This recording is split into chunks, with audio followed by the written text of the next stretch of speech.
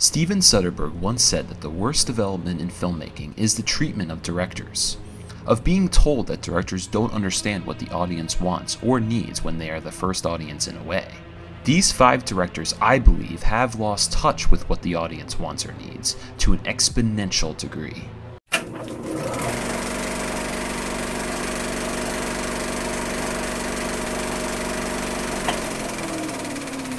Kevin Smith was once one of the most dominant independent filmmakers, starting with his 1993 Sundance hit Clerks, where he introduced the titular dynamic duo Jay and Silent Bob, his 1997 romantic comedy Chasing Amy starring Ben Affleck and Jason Lee, about the limits of friendship and gender roles. His films were edgy, true to life, and in reality, were movies that we could all see ourselves wanting to make at one time in our lives. We like to make ourselves seem so much more important than the people that come in here to buy a paper or, God forbid, cigarettes. We look down on them as if we're so advanced. Well, if we're so advanced, what are we doing working here? Then, things started to really click with his fans. Shut up, man. You see what he's doing? He really wasn't improving at all as a filmmaker, and did not accept criticism at all.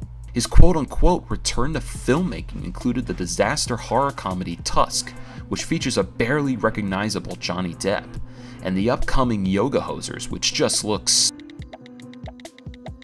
well... God. It is one of a bummer to look at, I can tell you that. Robert Rodriguez is a 90s film icon, breaking out of the gate with his $7,000 Sundance hit El Mariachi and torpedoing up the rungs of the Hollywood ladder soon after.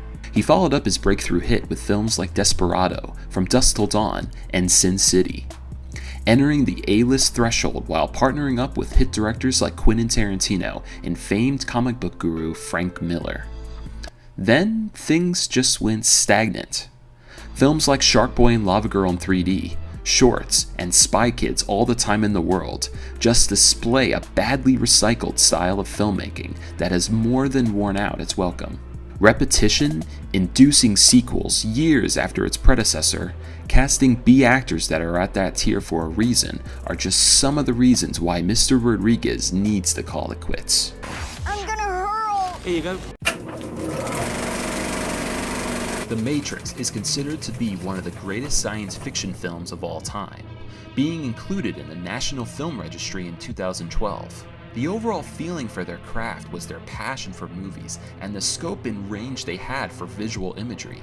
But the lack of feeling for character and human interaction would broaden like a virus and infect their later works such as Speed Racer and Cloud Atlas.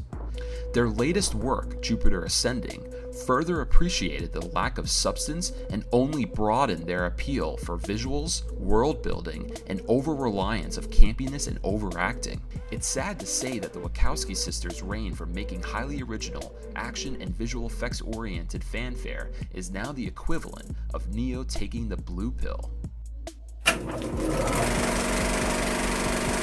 Perhaps the most elite visionary the industry has ever seen, Peter Jackson has delved into fantasy, adventure, and horror, culminating nearly 25 years of work. His Lord of the Rings trilogy is considered some of the greatest pieces of work in the fantasy and science fiction genres, and his Weta digital production arm continues to hone its strength in the industry with their vast visual effects and design work. Starting with the zombie comedy Dead Alive, Jackson commenced his reign in the horror comedy genre and continued it through The Frighteners with Michael J. Fox.